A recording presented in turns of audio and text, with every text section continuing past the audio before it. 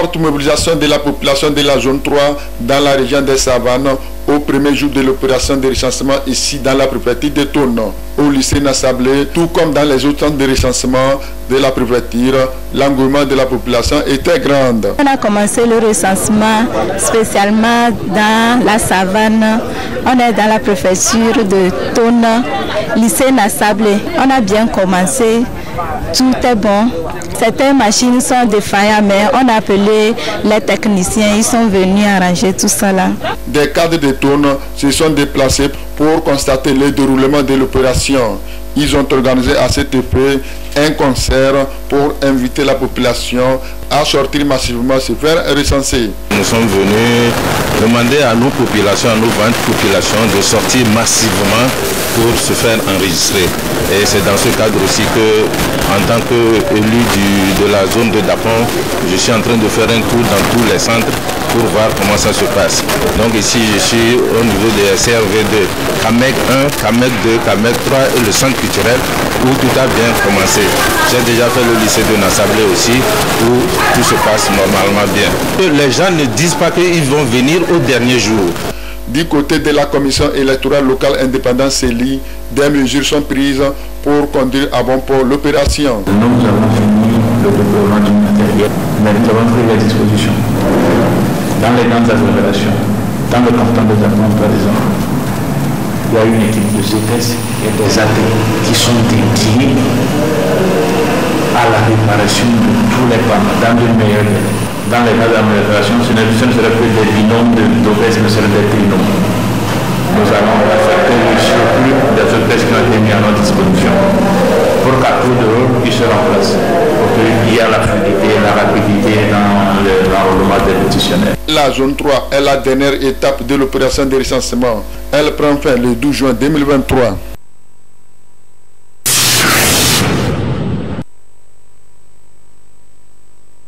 De longues files d'attente au niveau de chaque salle, c'est l'ambiance au premier jour du recensement dans la zone 3 à Kara. À l'intérieur des salles, les agents recenseurs mobilisés sont à l'œuvre pour enrôler un grand nombre à ces premiers jours du démarrage de l'opération. Et tout se passe bien selon les opérateurs de saisie du chef général Améi. On n'a pas de soucis. J'ai encouragé mes techniciens à faire plus, davantage pour pouvoir gagner un grand nombre. Au chef général Améi de Kara, tout se passe bien, il y a du monde. Selon les responsables des cellules COSA 1 et COSA 2, toutes les dispositions sont prises pour éviter des défaillances qui pourraient compromettre le bon déroulement de l'opération. Nous avons reçu tout le matériel nécessaire pour le recensement. Nous avons commencé l'initialisation des kits biométriques et cette initialisation a été suivie immédiatement du déploiement du matériel de recensement sur le terrain.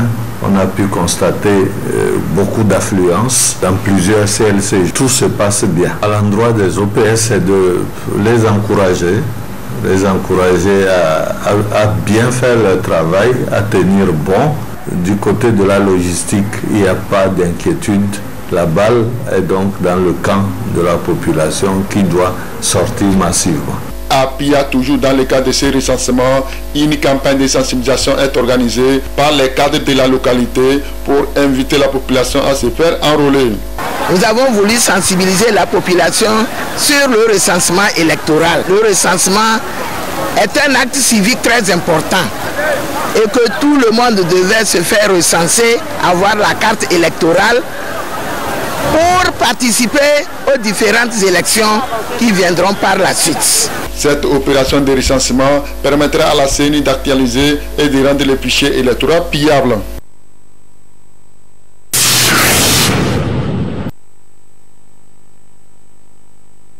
On parle de gros cœur lorsque le diamètre du cœur dépasse la moitié du thorax. Le gros cœur ou la cardiomégalie est engendré souvent par les maladies cardiovasculaires à long terme ainsi que d'autres facteurs de risque. Selon les statistiques des acteurs du domaine, plus de 70% des hypertendus ont le gros cœur au Togo. Pour détecter la cardiomégalie, plusieurs examens et analyses sont à faire. Le gros cœur n'est pas forcément synonyme de mort imminente. Il y a deux méthodes. La méthode directe, on ouvre d'abord le thorax et on prend le cœur, on le met sur la balance. La première mesure indirecte, c'est l'ECG, électrocardiogramme. Il y a aussi la radio du thorax. Elle permet de mesurer les distances, les diamètres du thorax. Au jour d'aujourd'hui, l'échographie cardiaque est un moyen sûr de détecter le gros cœur. Et lorsque, à l'échographie, on constate que la masse du cœur, le poids du cœur dépasse 115 grammes par mètre carré chez l'homme et 95 grammes par mètre carré chez la femme, on dit que cette personne a une cardiomégalie ou bien un gros cœur. Les complications du gros cœur peuvent entraîner l'insuffisance cardiaque, d'où la nécessité de connaître le mal, son origine et des comportements sont à adopter vis-à-vis de la maladie. Certaines causes sont plus pourvoyeuses de gros cœur. Chez l'enfant, ce sont les anomalies du cœur de l'enfant, causes génétiques comme la drépanocytose qui finiront par donner le gros cœur. Chez les adultes, il y a 3 causes principales. En tête, l'hypertension artérielle. 1 200 000 personnes porteuses d'hypertension artérielle au Togo. Il y a les crises cardiaques, il y a les anémies. La prévention est le seul moyen de faire face à la cardiomégalie.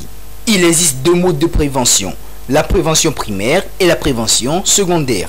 Prévention primaire, c'est-à-dire empêcher que l'hypertension artérielle s'installe chez les individus. L'alimentation doit être saine et équilibrée. En 2 mots, mangeons moins gras, moins salé et moins sucré. L'activité physique adaptée à chaque individu. Par exemple, on doit marcher 30 minutes au moins par jour. Éviter le stress, les drogues aussi. Éviter le fait de ne pas dormir suffisamment. Prévention secondaire qui passe par une bonne prise en charge de l'hypertension artérielle, des crises cardiaques. C'est le médecin qui va intervenir à ce niveau-là pour donner les bons médicaments. Nous mettons l'accent sur le dépistage sans attendre qu'il y ait des complications. Mettre en application ces conseils permettra d'être à l'abri de la cardiomégalie. Consultez également les cardiologues en cas de besoin pour éviter des complications ou des surprises désagréables.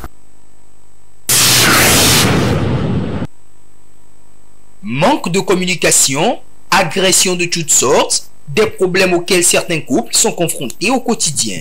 Ces violences conjugales empêchent l'harmonie et le vivre ensemble au sein du couple.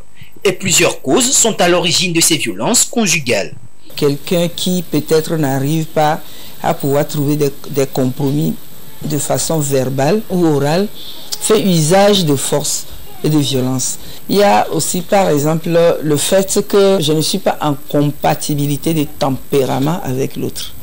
C'est-à-dire que nous n'avons pas les mêmes niveaux, les mêmes degrés de compréhension et cela cause des soucis et cela nous amène des fois à la violence. Il y a aussi le fait que le milieu dans lequel j'ai grandi, l'environnement, m'a amené à de tels comportements. Et si j'ai vu ma mère taper, harceler, battre mon père, la probabilité est forte, si je ne veille pas sur moi-même, de faire de même. C'est ainsi que si c'est le papa aussi, c'est ce qui arrive. Donc il y a de ces genres de comportements qui nous amènent à la violence. Les violences conjugales ont des conséquences néfastes sur la vie du couple et sur l'avenir des enfants. D'où la nécessité pour les conjoints de les éviter. Là où il y a la violence, il n'y a plus la confiance. L'amour, oui, mais la confiance aussi. Mais quand la confiance n'est plus, cela sous-entend que la relation est en train de battre les ailes. Donc, la première conséquence, c'est le manque de confiance qui fait que chacun devient méfiant. On est ensemble, mais on est comme si on est sur un champ de bataille, chacun se méfie de l'autre.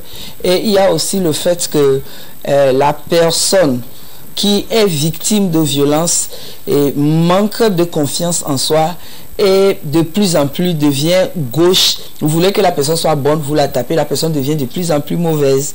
Donc vous n'avez pas le résultat escompté.